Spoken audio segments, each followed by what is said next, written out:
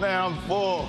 Stretch it out, Adam. We're just waking up from our turkey comas. Whoa! Good. Now it was good. Now good. that Thanksgiving's over, though, Adam, it's time to shift our attention. It's Christmas time. Santa Claus, give me that hat. Man. Hey, we're talking Red Sox off-season Christmas wish list for the Sox all show long. Well, baby. I wish to watch the Bruins in a matinee at the Garden today. So Yeah. that fun starts right away. There's just this one other thing you kind of forgot about. What, me? It's a Victory Friday. Victory Friday? Well, the Patriots, they didn't play yesterday. In fact, they don't play till Monday. But how about them Cowboys? Oh, the knocking Chiefs. down the Chiefs another peg? Yeah. This Kansas City I team, know. ding dong.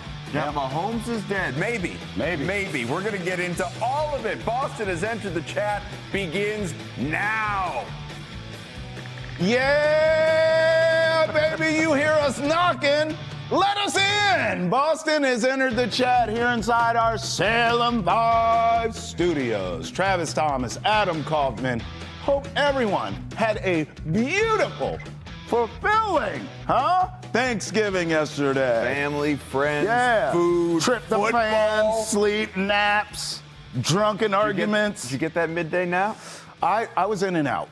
I had kids running around everywhere. Sure. So I would fall Just asleep. swat them. Get out of the way. It's so peaceful. and I'd Rested on fall the asleep. couch. Yeah. Then Trying here to they watch a come. little football. And my kids are at the age, like, it's fun and funny to jump on dad when he's asleep. Sure. Like that age. Yeah. So you're in, like, peaceful REM sleep. Yeah. And then all of a sudden, an 80-pound kid just boosh. Nightmare. And you're like, oh, my ribs, my neck, and my back. And they're laughing at your face. That was my day. I took in some Thanksgiving high school football to begin the day. Nice. Tradition around Did here. you go or you were watching on No, I TV? went. Nice. You saw good football? Well, it was good football. It was in this entertaining. particular game, but you got to support the local team. That's cool, man. Yeah. 617-790-0928. Tell us about your Thanksgiving and your Black Friday, because we got a lot to talk about. So you see the Santa hat. Yes. I mean, this is by design. This is for... You already got that tree up? Well, maybe today. Maybe today. I'm saying you got the hat. You're moving things right along to the next I was holiday. thinking, I guess I do need to Wishing get the time tree up. away. I know, I do need to get this. Some people put their tree up before Thanksgiving. Which After I think- Halloween, even. I think that's disrespectful. Okay, let's give the turkey and the football all the Yes. attention it deserves. Sure. Now we can move our attentions to the wish list for the Red Sox off season. Okay. So we'll write a letter to Santa. Yeah. Check it twice. Send it to the North Pole. I'm starting with Alex Bregman. And I get it. I know you need another big bat in the lineup. Some of us, we can have this discussion, Adam. Mm-hmm. Some of us think the Red Sox still need to go get a number 2 pitcher, and it's not Sonny Gray. Sure. So maybe some of you have that on your list as well. We can get to that. But number 1 on mine, okay? Alex Bregman. Here's why. Last season, he was an all-star. He Yep. was productive. Sure. He was a leader. Absolutely. And then injuries kind of took him out of his groove. For a while. I want to bring him back, okay? You may have to overpay. It's not your money. What do you care? Pay the guy, bring him back. Let's see if you can get a fully healthy season with Alex Bregman. Let's see if we can get that all-star form. Let's see if you can get that production. Let's see if you get that leadership again. I believe you will. Bregman must come back, not only, Adam, because of the production, but the leadership. You can't quantify that with stats and analytics and all the numbers.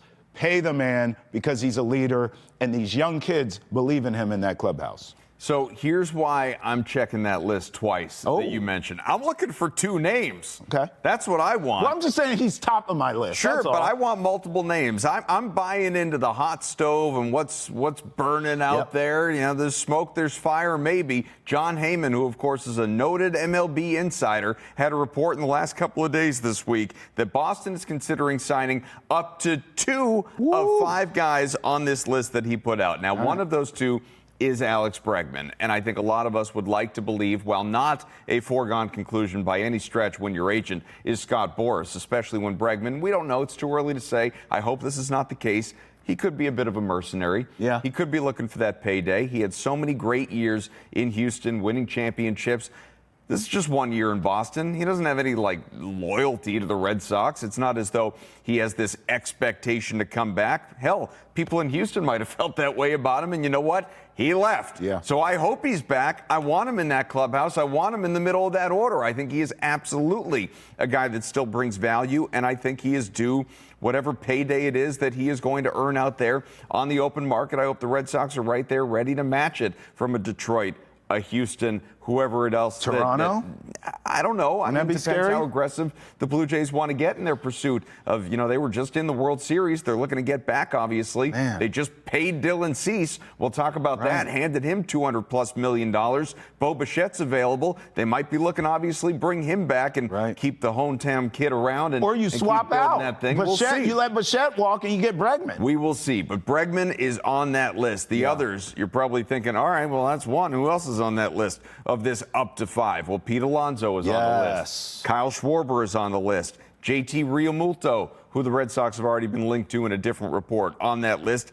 And then Kaz Okamoto, who is coming over to Major League Baseball this year. And you don't know. I mean, so many of these guys, they come over from Japan and they are tremendous. Others, obviously, kind of middling. Some, they just don't live up to the hype at all. Kaz has the hype behind him, though. He absolutely has the hype. Still, and I say this just, with a level of ignorance, not knowing enough about him. If I'm picking from that group of 5, and I want 2, we agree. We want Bregman. Yes. I think most people would agree in terms of known commodities, especially can you thrive in a market like this, or even specifically this market here in Boston? It comes down to 2 other dudes. It's Pete Alonso, who has all this success in New York as a Met, and I don't expect him to be back in New York, whether he goes to Boston or elsewhere. I don't think he's a Met going forward. Or obviously Kyle Schwarber, who's coming off a great tenure with Philadelphia. Maybe Dave Dombrowski doesn't let him leave in the first place, but we know Kyle from Waltham had a great little half-year run with the Red Sox, embraced the community, the area, thrived here. To use that word again, I think he is definitely a guy that you're going to want to offer all sorts of money to. So, again, I want 2 guys. Getting Bregman, we talk about it all the time with Lou Merloni. Joins us every Wednesday morning here on Boston Has Entered the Chat. Getting Bregman back, and that would be big. That's important, but it just gets you back to level. You need to add off of where you were, a playoff team threatening for a division title last year. You can't roll out a comparable team. You got to be a better team, a contending team. Next steps, and that means a power bat in the middle of the lineup. It means maybe plugging that hole at first base. Alonso obviously can do both. Okay, so with that thought process where you say it's not about getting marginally better, you need to kind of take a leap here. Because I agree with you about Alonso and Schwarber. I think Schwarber should have been a Red Sox for life, but another topic for another day. But what I like about both of those guys, because I'm with you, I think I'd rather have Alonso because of the first base aspect, but I'll take either. They're both durable. That's what I like. Neither one of them miss a lot of time. I think what we've seen from the Sox last season is the importance of depth, the importance of durability, okay? Guys who aren't oft injured, right?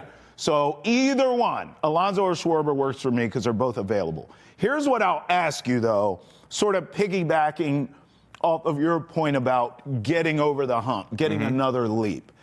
If I told you right now your offseason's Bregman, Sonny Gray, and an Alonso, for the sake of the conversation, is that enough to get you to where you're talking about? Is that enough to get you to the promised land, to get you to a World Series, to compete against the Dodgers? Because you know it, I know it, Santa knows it, that the Dodgers will be back in the World Series.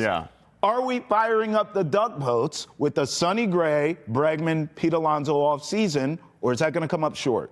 No, that to me is coming up short. So it's funny the way you asked the question. As you were asking the question, within the question, you kept moving the goalposts. Because you started by saying, is that enough? And I'm thinking, well, is that enough to, contend for the AL East crown, maybe make a run in the American League? And I would be inclined to say, yeah, I'd feel pretty good about that.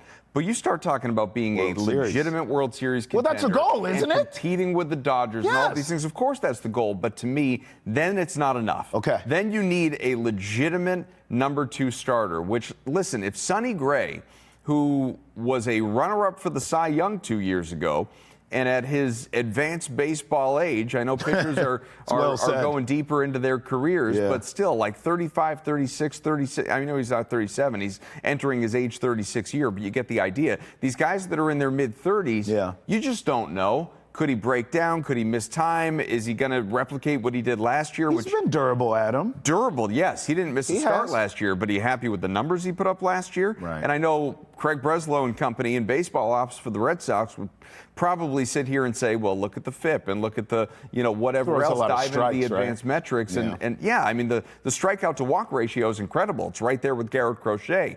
But the ERA was damn near 4.5. That's not good enough at all. I don't care what the other numbers say.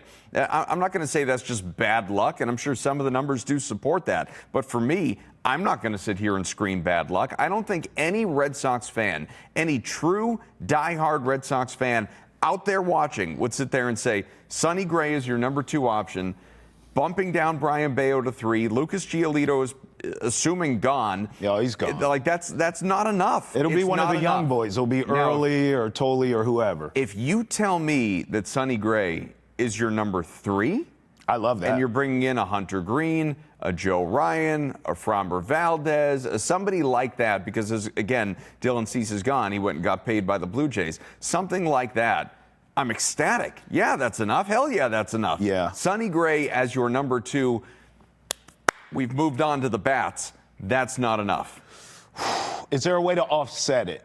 Here's what I mean. Sure, Connolly early is amazing. Well, no. Well, yes, but right? I'm moving off of that and more on the Sox thinking Sonny Gray's our 2. We're done there. Is there a way to offset it if you say, like these reports are saying, 2 bats? So let's say Bregman and 2 guys. Is that a way? Yeah, but that's 3 bats. Right. But my question is that something to where you could see that's a path where, because look, we all watch these playoffs. I've gone on record. I think the playoffs we just watched in baseball were the greatest I've ever seen in my life. It was a great postseason. I've never seen a better postseason run. So I say that to say we all watched it. All the damn teams who were in it, especially when the smoke cleared, Blue Jays, Dodgers, were hitting the hell out the ball. Okay? I'm not saying pitching's not important and pitching doesn't win championships. No, but home runs are important. They were smashing the ball. Home runs are important. So the Red Sox don't hit them. Okay, so my point is, if the Sox say, no, Sonny Gray's our 2, but watch this, Bregman, Alonso, and, another bat, do you think that's something that can get them over the hump? Or is a number 2 pitcher something that you're sort of fixated on? They have to get this right.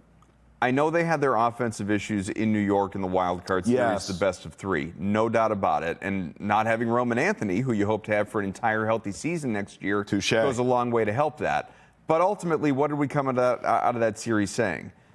Well, you were solid in game 1 with Garrett Crochet, and you won that. You needed to win 1 out of the next 2, and what happened? You didn't have Giolito because of his injury, so you end up having an opener situation in a must-win game 3. And before that, Brian Bayo, who just didn't look ready for the moment. So, yeah, I think having a legitimate number 2 goes a long way. And I don't want to sit here and remind people, but I'll sit here and remind people, it's not like Sonny Gray, going back to his time with the Yankees, was tearing up the American League East.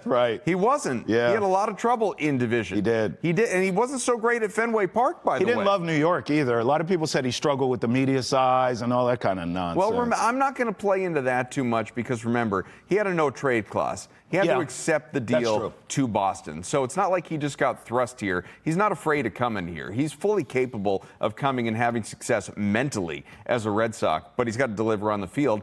And if he's going to deliver at an elite level, then great. That's one thing. But you need more. Here's what we learned from this segment as we go to break. Help wanted. Big, burly lumberjack men who can hit a baseball over those New England mountains. That's what the Red Sox need. A bunch of them. Just get them. 617-790-0928. When we come back, your calls, and we'll explore what's trending in the world of sports. Remember, every single Monday through Friday, 8 a.m., Boston has entered the chat on Nesson. 9 a.m. right here on Nesson Nation. Roll with us. We'll be back.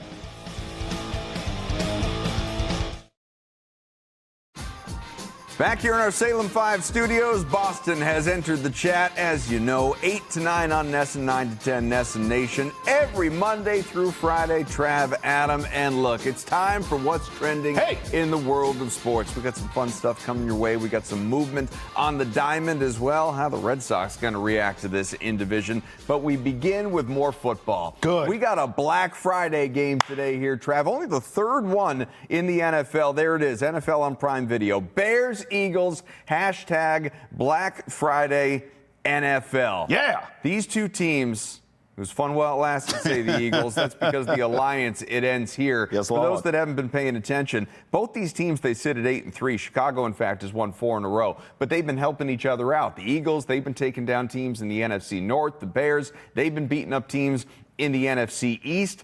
And now, button heads. The Bears, they say it too. The end of the alliance. What I want to know is how tight a game are we getting? Because yesterday on Thanksgiving, Bears gesture, brokenhearted, doesn't like it. That's right. Eagles, Bears fans separated at least for one day. Which city do you like more, personally?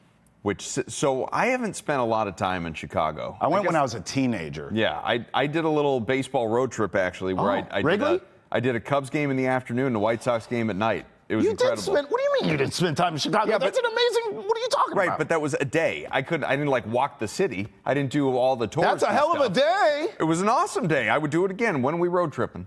I would like to do Chicago. I have not done Chicago as a grown-up. I did it as a teenager and loved it. Yeah, for me it was like 20 years ago. I wasn't a teenager, but it was a long time ago. I like Philly, the city. Yeah. I'd probably look. I've spent more time in Philly, but I'd probably say Chicago's a better city. I think most people would. They would? Yeah, Right. I mean, listen, Philly's got the Rocky Steps and everything, but most people, if you're talking about like, I want a little weekend getaway, I'm going on a vacation, you're going to Chicago going to over Chicago. Philly. Yeah, yeah, absolutely. Look, in terms of this game, I'll tell you this. I mean, I'm always looking for excuses to drink. I just thought about this. So I get the... What time is it? 5 o'clock somewhere. Exactly. Yeah. I get the Bruins at 1. Right. And then this game at 3. Right. I'm You hammered. have college football tonight, too. Dude, by dinner time, basketball all day. I'm seeing triple. This is a beautiful day. When is the show over? Hey, mimosas, bloodies. In terms of the game, give me upset special. And I'll tell you why. I'm going to shock you with this. It's a little hot takey. I trust Ben Johnson and Caleb Williams throwing the ball, just in terms of in the pocket. Sure. Play calling, creativity, things of this nature. I trust them more than I do Nick Sirianni and Jalen Hurts, who are Super Bowl champs, okay? I'm taking the Bears with the upset here. I believe the game plan today, Ben Johnson, the mastermind, the genius allegedly offensively, right? I think he's going to come in and say, you know what? Now we get this crowd out of it. We have to get up on this team 10, 14 points, 2 scores early. Take the crowd out. Let's see if Jalen Hurts can stand in the pocket and throw the Eagles back into this game. We've seen him do it, but we've also seen him not do it, okay? It's very similar when you play the Ravens. Ask the Bengals last night. Get up on these boys. Let's see if Lamar can stay disciplined, stand in the pocket, and throw you back into this game. Uh-oh, can't do it, you lose. Watch the Bears today. Watch the trick plays. Flea flicker early, taking shots deep, DJ Moore and others. They got weapons all over the damn field. They even have a tight end now. The rookie tight end's coming along. So Loveland. I like the Bears to win this game here. I think it'll be close, but I do believe Caleb Williams is going to steal the spotlight today from Jalen Hurts and the Eagles. All right, well, while Trav is out there getting all lubed up, let's tell you where to put your money during that state of inebriation. Philadelphia is a 7-point favorite, a heavy favorite, a touchdown favorite in this game. Obviously, it's a bounce-back spot, ideally anyway, because let's not forget, less than a week ago, led 21-0 at Jerry's World. That's right. And then allowed 24 unanswered the other way in the Cowboys, just as they did yesterday, That's right. obviously, with a late win. Now, they took care of the Chiefs. The dogs were barking across the board on Thanksgiving. All 3 underdogs not only covered, they won outright. And that was, over the last 2 decades, favorites on Thanksgiving had been 51-9, and we see 0-3 yesterday. It's hard to know what to expect, obviously, in this Black Friday game, but I will tell you some combative trends, both on the Eagles side. Jalen Hurts at home, 30-4 straight up when a favorite. Okay. Now, Nick Sirianni, the head coach of that Eagles team, hate him. 8-14 against the spread off a loss. So even if they win, they don't often cover. Yeah. I just look at the matchup and I say, okay. You like the Bears to cover. I like the Bears to cover. Yeah. I don't like them to win. Okay. And obviously, if you like a team to cover, they're always live to win. Sure. So I understand how those two things can go against one another. Game. Yeah. I do expect a close game. Chicago is, it's been winning close games, skin of their teeth type wins. Caleb Williams and that offense going up against a really good defense, both against the run and against the pass. They're going to have some trouble. The pressure rate is going to be there on the part of the Eagles, you would think. Meanwhile, on the other side, the Eagles are facing a team that has a generally terrible defense. Let me ask you point blank. If this game goes away, I think it will. Do you trust Hurts to throw you back and win it? Does that make sense? Because you said it's going to be a tight game. Yeah. Bears are up 10 late. Do you think Hurts can bring you back and hit this bat? See, that's where I'm at. Yeah, but that hezzy's where I'm at. Sure, if Chicago's leading this thing by 10 points in the fourth quarter, I'm not going to feel good about Philadelphia, no doubt. You're going to tell me it's a one-score game and the Eagles get the ball last? That's different. That's a different equation. Sure. Absolutely. Okay. All right. Let's get to something a little different around here. All right. Nesson had some fun. What do we have this. here? So Nesson's Twitter account yesterday, it's Turkey Day. Who would you bring to your table? You get to pick one from each role. Now, social media weighed in, as you would expect. Obviously, the fans out there, they want to decide. Tom Smith. Okay. Can't decide between Crochet or Zadora, but Pasta, Pat, Merloni are the other three. All right. I mean, what is this about? Well, Gabby says easy. Frankel, Sway, Geeky, Blades. Yeah, but so these two are not aligned. It's time for us to decide here. Excuse me. Something's missing here. Well, I see TC. I see Wait a minute. I see Merloni. I see people suited up. Upon further review. Where's Adam Kaufman? Well, where's Travis Thomas? Yeah. I mean, what is going on here? So I'm what's kind the play? of a newbie around here. I'm not offended. You, sir. I am. You should be on the list. You've been around a few years. I am deeply Where's offended. Trav in the hoodie? Which row is he on? So what are we doing here? 2. You just take one from each row? One from each row. All right. You got to go TC. Got it. He's a staple. We just celebrated 30 years of TC around This guy's an icon. How can you not take TC? Plus his stories are the best. You know what? I'm going Wally. You know why?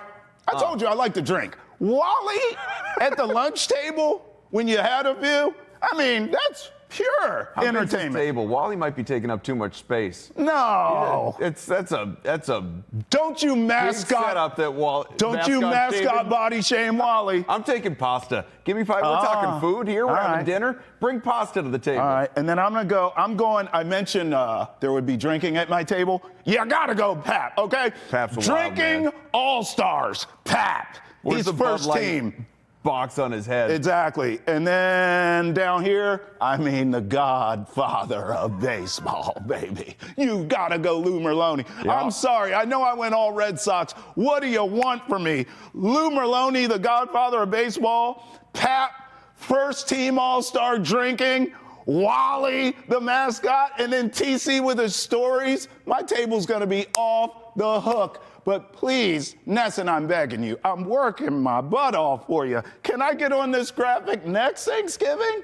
I mean, damn, Adam would have me at the table, wouldn't you? You'd pick me. You're an easy choice. I'd take you over any of the 16 on that list. Thank you, my brother. I don't care which row you're in. Thank you, my brother. You're right there, but I'd ideally put you in row 2. Row 2? That would be the easiest row for me to slot you in. Yes. Because then I could have TC, you, Pat, Merloni. Now, that sounds it sounds lively. That's a lively table. It sounds boring in that it's all personalities, no athletes. Yeah, that's true. Am I missing the boat on that? We got a couple of ex-athletes. Well, which athletes here? Like Crochet is a. Hey, thank you, buddy.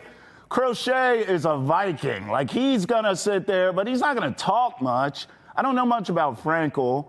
This is your opportunity. I mean, who are the? Yeah, you're right. Also, where's Roman Anthony, bro? That was my gripe. Where's Roman Anthony? As much as I would have loved to have seen you on there, that was kind of my gripe when I looked at it. I went, Casas and no Anthony? Yeah. Like if I'm singling out the Red Sox in particular. And I know we're like obviously we're the Bruins and Red Sox network, but I would love to could we sprinkle in? Could we get a Drake May sighting on there? Drake May on there? Can we get a Mike Vrabel? Can we get Can we get a Joe Mazzulla who's an interesting cat? I'd love to have Joe Mazzulla. Right, yeah. he would just stare at you with those crazy eyes. I bet he's a hell of a storyteller too. Yeah, he probably is. Still has crazy eyes though. It's always the eyes, Chico. They never lie. I'm just saying, let's make that dinner happen. Should be easy enough, right? TC, Pap, Lou. Next year. Everybody's in town. Let's go. Next year for Thanksgiving, me and Kaufman. I want Trav We're gonna on be that up graphic. here. We're going to be up here. All right, the Blue Jays, big payday for Dylan Cease. I know we're waiting for the Red Sox to go out and have a tweet along these lines. Breaking! Blue Jays signing Dylan Cease, 7-year, $210 million deal, according to that guy we mentioned earlier, John Heyman. From Myers King here, right-handed pitchers in the AL East better than Dylan Cease. Savage, Gosman, both Blue Jays. Schlittler, Cole, Heel, those are Yankees. Bayo, Gray, both Red Sox, obviously. Baz and Rasmussen there for the Rays. So get some font? let's not go too far. Get a bigger font there? I would have preferred the Dylan Cease overpay to come from outside the AL East. Puts a lot of pressure on the Red Sox to add on top of Sonny Gray, says acknowledge Roman Anthony. Facts. Isn't that a good thing? Well, listen. I want the Red Sox to feel the pressure to add. I do too, but I mean, don't add stupid. I don't agree. spend wrong, but he's gotta spend. He's not wrong. The Blue Jays, let's talk about the Blue Jays aspect of this. They're going for it. Good for them. Absolutely. They're like, look, we were damn close. We had the champs. We had the big bad wolf on the ropes. We're going for this again. They were. They were a win away. By the way, I know Up 3-2 in the series. I know the Padres faded out. Cease pitched well, Adam, in the postseason for them. That dude is a dude. He's a real dude. So I'm pulling up the sportsbook odds to win the World Series. Okay. It's Dodgers. Let's save some time. Dodgers, and then who? Well, let me tell you. The Dodgers, of course, they're the favorites. Then the Yankees, then the Phillies, then the Mariners, then the Mets, then the Astros. You'll notice I haven't said the Blue Jays yet. Then the Red Sox. 15-1, and then the Blue Jays. It's hard to get back. Yeah. The Yankees? The Yankees? Don't waste your money on betting on that team. What about the Red Sox? Yeah. 15-1. Absolutely. All right, we are not done here on Boston Has Entered the Chat. When we come back, going to rank some potential playoff opponents for the Patriots. Stay with us.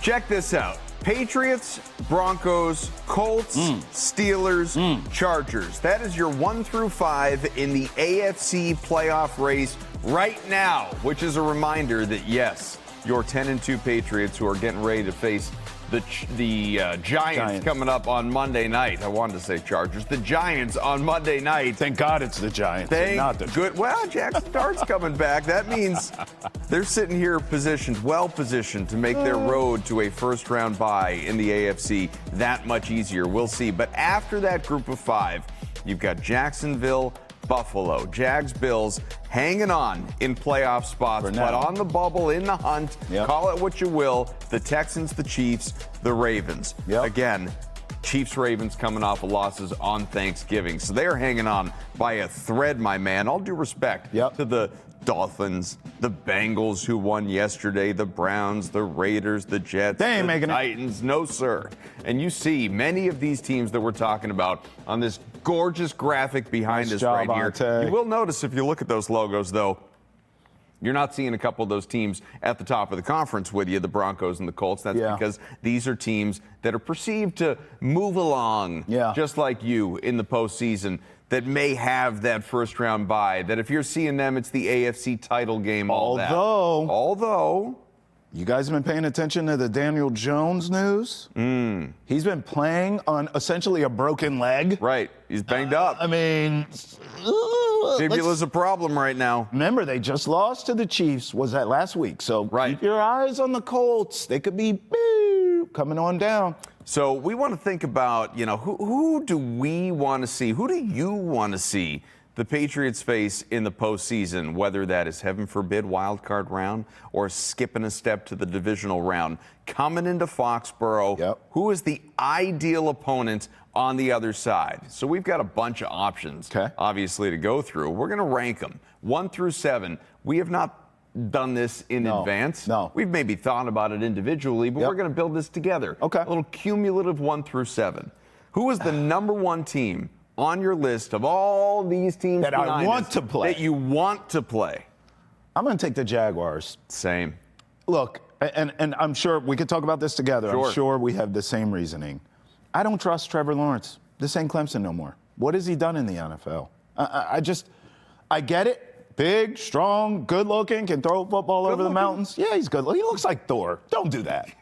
Why are you doing that? You know those romance novels that ladies read? He does. And he's got the long hair. He's got that Fabio look. He'd be on the cover. Coming in on the Clydesdale horse. Your village is in trouble. Don't worry. Like, he looks like that. Don't do Trevor like that. So he's good looking. He looks like a quarterback made in a lab, bro. Okay. What is he, 6'6", 240? Don't Remember, do Trev. he was the next Peyton Manning. All That's that hype right. coming out of Except that Clemson. he's not. And never has been. He's not. No, Foolish he's a contract. no, don't do that either. You're being real disrespectful. No, to in the NFL. At Clemson. In the NFL. Yes. Never has been. All-time great college quarterback, Yeah, no so doubt. was Tim Tebow. Correct. It has not translated. He's been better than Tebow in the pros, but it hasn't translated to what we thought it would. Sure. Outside of him on that team, who scares you? I mean, they have a decent defense. They have decent weapons. The coach is new. Like, no one's afraid of Jacksonville. I would love for them to come here. I don't trust this Jaguars team week to week in any game that I see them play. I think they would be a great matchup for the Patriots. Me too. I would look at it, and you could, and I think this would be fair, especially if you're thinking strength versus strength, all that stuff.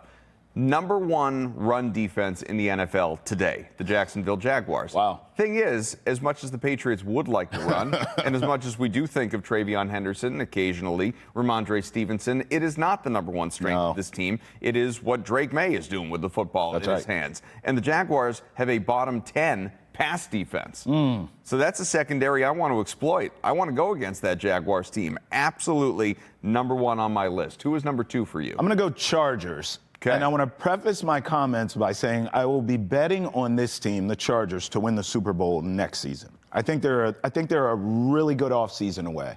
I love what Harbaugh is doing. I believe Justin Herbert is a good enough quarterback to win a Super Bowl, but they're not ready. They're not quite close enough. Plus, they're dealing with all kinds of injuries in the worst positions possible to have injuries for that team, specifically the offensive line.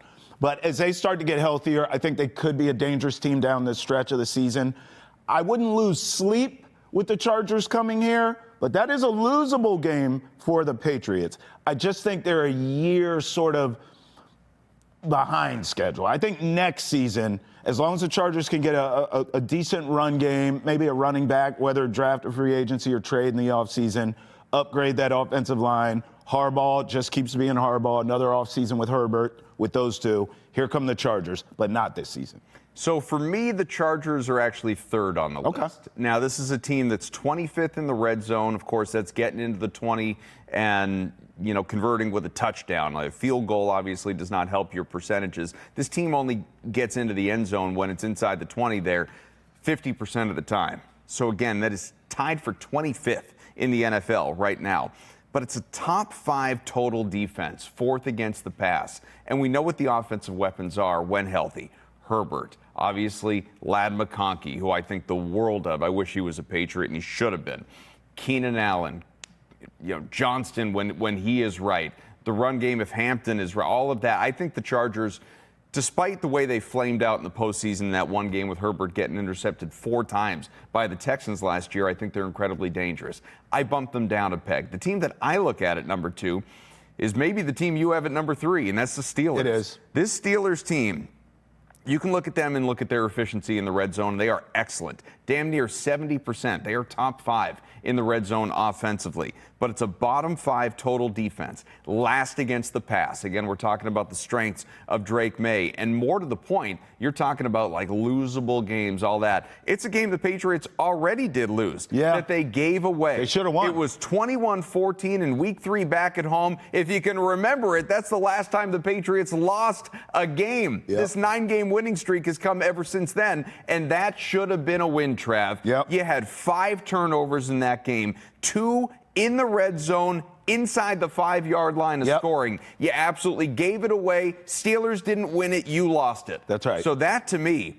but I want that chance for a do-over. Yeah. Give me Pittsburgh. Yeah. So, I respect them enough and Tomlin enough, and Tomlin as an underdog enough because the Steelers would be dogs in that game. Sure. And Aaron Rodgers, even with his veteran, if he's right, and we'll see, he's playing through it right now. But if he were, coming into to Foxborough in that situation with obviously his championship and postseason pedigree and all of that stuff, fine, I'll give you respect. But I will put you at number 2. I want you right after Jacksonville and then again Chargers. You were absolutely right. That was my next team, and you said everything about the Steelers. The only thing I would add that you left out, you talked about Rodgers, but remember, Father Time's undefeated. The only person that took Father Time 12 rounds and gave him hell, and he still lost, number 12? was Tom Brady. Yes. Yeah. He took Father Time to the brink, okay? It was like a Rocky movie with Tom and Father Time. In the end, Aaron Rodgers is not Tom. We all know that, right? So I say that to say, sure, I can speak from experience. When you become an old man and it is cold outside and you are already a little rickety, those you bones already are getting a little brittle. I don't trust. Look, this is not 2009 Aaron Rodgers, okay? You're going to be just fine if you're the Patriots. The next team I have is the Texans. This team scares me. I'm not going to lose sleep. But you're going to notice a trend here. When we showed those graphics, beautiful graphics that Ante put together, when we showed those coming into this segment, all the teams on the bubble were the teams I'm worried about, all of them. And it starts with this team, the Texans. DeMeco Ryans, outside of Mike Vrabel, is my coach of the year if this team makes the postseason. Wow. I think he is maybe... Not Steichen in Indianapolis? No, over Vrabel, because I think they're going to lose a lot of games down the stretch. Over Vrabel, I actually think DeMeco Ryans is the most underrated coach in this league. He does not get the respect, and I don't understand it. Because this Texans team, I get they haven't won a Super Bowl, but since he's been there, him and Stroud together, that's a playoff team every year. I think they're going to make it this year, too. He is criminally underrated. And because of that, I worry a bit. Coach versus coach, chess match. I like C.J. Stroud, so now you got young quarterback against young quarterback. It's a good matchup with the Patriots. Luckily, it should be here in New England. So, truthfully, this team should be higher on the list in terms of, or lower the way we're doing it, because it should be a scarier team, is what I'm trying to say, because of that defense. It's the number 1 total defense in the NFL. It is 3rd against the pass. It's top 5 against the run. Look at what they're doing lately. People keep saying they're arguably the best defense. Look, number 1, literally, statistically, the number 1 defense. This team is scary on that side of the ball. It's the offense that I just don't get as worried about, that I don't take as seriously. I think that C.J. Stroud, while excellent as a rookie, regressed dramatically as an NFL sophomore and here in his junior year.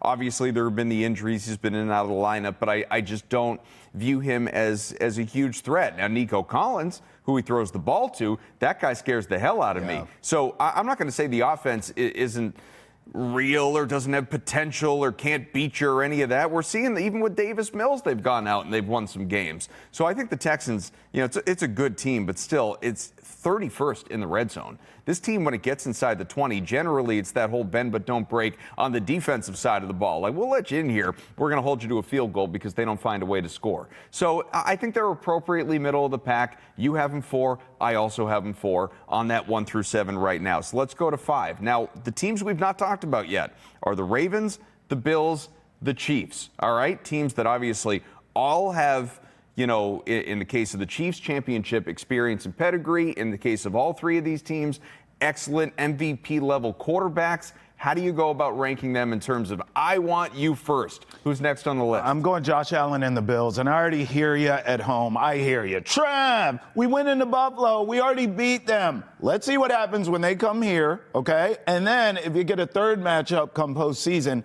it is tough to go against a team 3 times, either way here. And that is Josh Allen we're talking about, okay? So that team, again, I'm weighing all these on how much sleep I'd lose.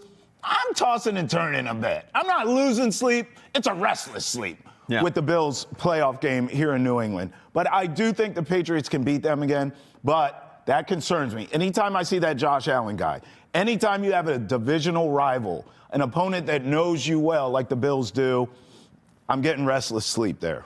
See, for me, it's the Ravens. Oh. 30th in the red zone. I keep talking about that, but it matters, right? You want to be able to score, and I know it's a big play team. They don't need to get into the red zone to score points. Did you watch them on Thanksgiving and how much trouble this Ravens team had against a terrible, maybe not as much in recent weeks, but overall, terrible defense from the Bengals this season? That Bengals team that we saw yesterday, led by Burrow and Chase, and defensively what they were doing, that's a playoff team. Now, it's too far behind the 8 ball. It's not going to happen for them. That team looked good and made life very difficult for Baltimore on the offensive side of the ball. This team converts only about 46.5% of the time in the red zone this year, 30th in the league. The biggest thing for me, though, I love Lamar. I love Henry. I love Andrews.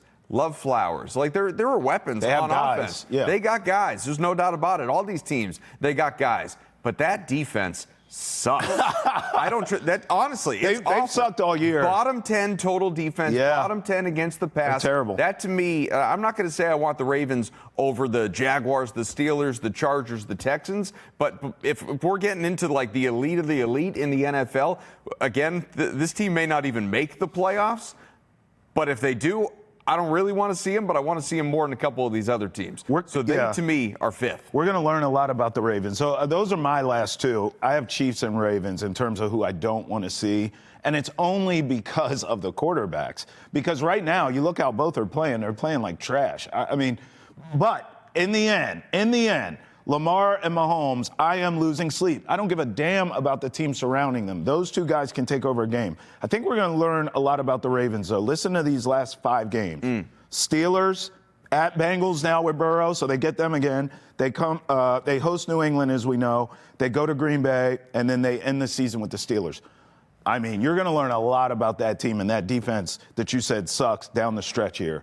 But I watched Patrick Mahomes yesterday. Lamar struggled, so we'll take him out of this. I watched Patrick Mahomes yesterday have no offensive line at all, okay? He is running around doing triple axles, jumping in the air, throwing passes that were being caught. Some of them were being dropped. He's hitting guys right in the numbers, right in the hands. I'm like, this dude is an absolute menace. We can have the big conversation if they miss the postseason of you better not even be in Tom Brady's sentence anymore. You're not allowed to even bring Tom Brady up when you talk Mahomes and Brady if they miss the postseason. But something in my heart, something in my gut tells me the Chiefs will be in the postseason and they will be a damn problem. And I do not want them coming here. Yeah, all these Chiefs stands out there. Go do my full Will Smith, right? You take my GOAT's name out your mouth, basically, it's already, is what it is. But I already think that debate's done, don't you? Oh, I absolutely. I never entertained it in the first place. But for all the people that insist upon doing it. All right, so again, Jaguars, Steelers, Chargers, Texans, Ravens. That's my 1 through 5. We get to 6. The Bills. Then it's the Bills, all right? They're the runners-up in this conversation because the Patriots, they've already beaten them. Beat them in primetime in their house in Buffalo. Obviously, it's a team that can score at will with Josh Allen, the reigning MVP. It's the #1 pass defense, bottom 3 against the run. But again, I'd rather face a team that is weaker to the pass, to the run, based on Drake May versus Travion Henderson, all that. And then at the end, it is the Chiefs. And the Chiefs may not even make the postseason. They are sitting right now 9th in the conference at 6-6. This is a 500 team. Is it capable of winning out, going on a run? What's of course their it is. record? But I don't think this team is going to be in the playoffs. I don't. Even still, they're at the bottom of my list. Here's the other thing real quick. I've seen enough horror movies, Trav, to know that they ain't dead until they are dead. So kill Kansas City. That was a bad loss yesterday. That was a bad loss. They needed yesterday. Just real quick, Houston, Chargers, Tennessee, Broncos, and Raiders. I think they're getting in. There are a couple of tests in there, no doubt. The Bruins, they're playing only hours away from right now. Matinee at the Garden for Black Friday. We'll talk about it when we come back.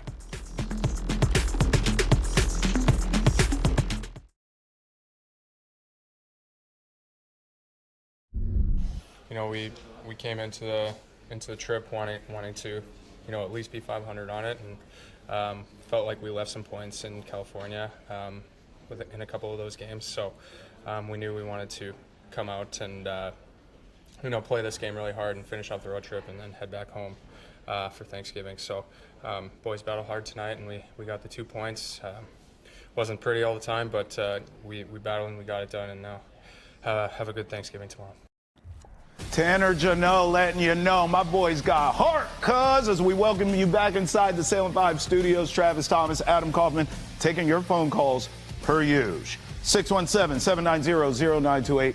Call us. Get in here. Let's skate to the ice. We're talking the bees. Now, I remember the beauty of this show is we get to do this every day. I remember talking to you before this road trip where they went out west and then they ended it against the Islanders the other night. I haven't talked to you since. And I remember you distinctively saying, hey, look, 500 on this trip. That's a good trip because this is a hellacious schedule here. Bees fared pretty good, Adam. Yeah, listen, you take the 4 out of 8 points. You do. And I know it felt like there were other points available to you. Like, could you have gotten to OT, gotten at least a loser point out of Anaheim? Maybe. I'm sure some people would love to have had that. But then again, you pick up, obviously, the 2 against the Kings. A good team, but a team that, for whatever reason, isn't figuring out at home to begin this year, really struggling on home ice. The Sharks, that game, this Sharks team is annoying, really. Yeah. Honestly, I think anyone in the NHL would agree with that. They're pesky. They play hard. They're always in games, and they took care of business in that one. Then the Islanders, you swept them. 3-0 in the season series. It's already done. We're just past Thanksgiving now. We called that game. It's on to the other New York team at this point with the Rangers. We called that game, remember? We did. We said this is going to be a low scoring, a lot of secondary scoring in that game, and that's exactly how it played out. I haven't seen you since that game either. It's such a crowded conference right now in general that, again, looking at it right here, the Bruins are 3rd in the Eastern Conference.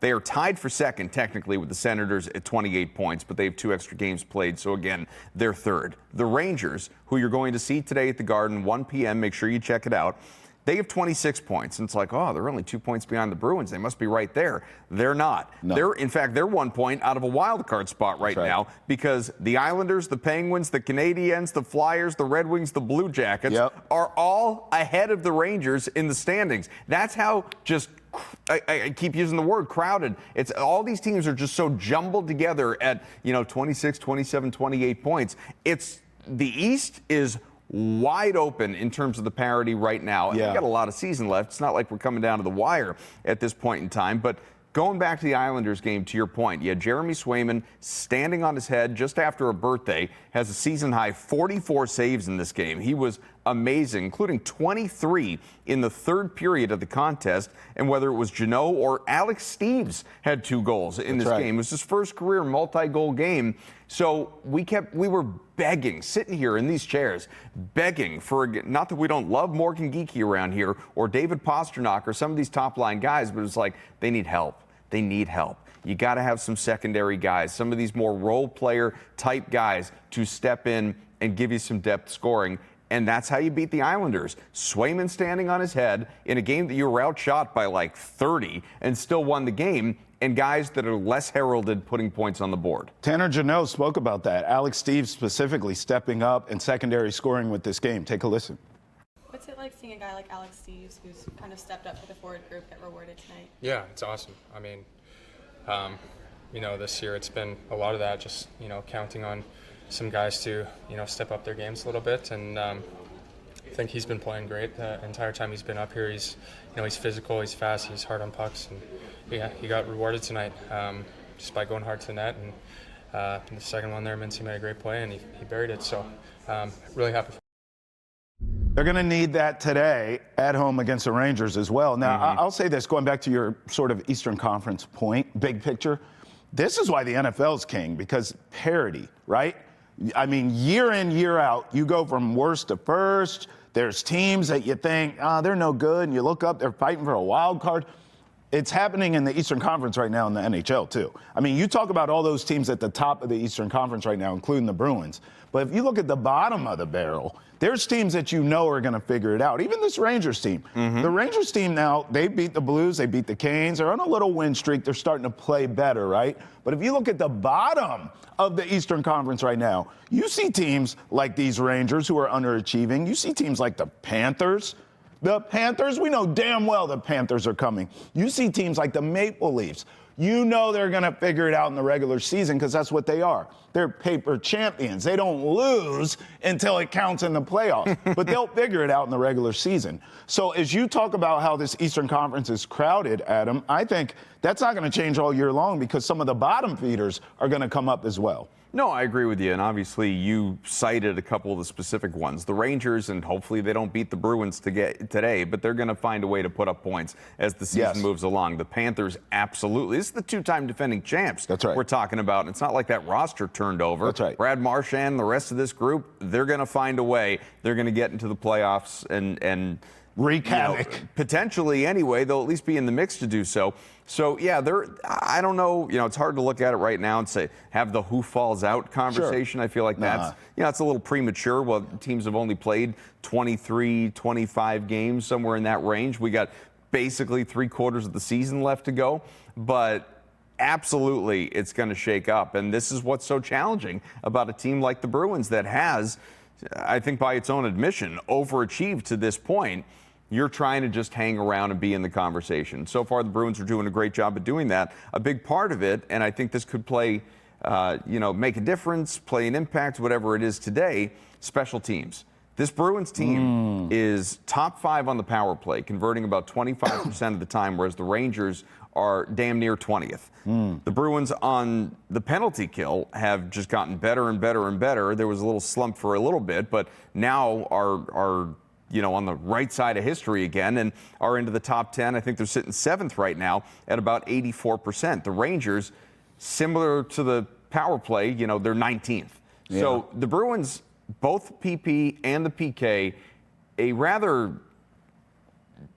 large advantage on both areas of special teams that you need to capitalize upon, especially coming off the road trip, being back home. They were home for the holiday, got to be with their families for Thanksgiving, all that. It's not like they were traveling yesterday. Yeah. You've had time waiting for this game. And they needed a rest, too. Needed a rest. It's tough, like we talked about it.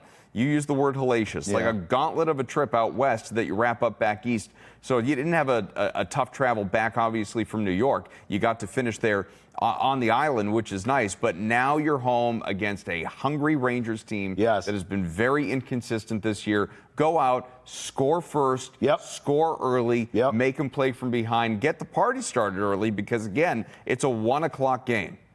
Y'all want this party started, don't you? 617-790-0928. All the special teams talk, all the secondary scoring talk. I'm still taking pasta and geeky. Give me the Bruins. I'll go 4-2 over the Rangers today. What say you? I just can't believe we're not eating turkey sandwiches sitting here. I mean, leftovers. What, do you want us to sleep? Leftovers. You want us to sleep? We got a show to do. I'm a little tired to begin the show. Hey, we keep partying on Nessa Nation. Come with us, baby. Boston has entered the chat. Peace.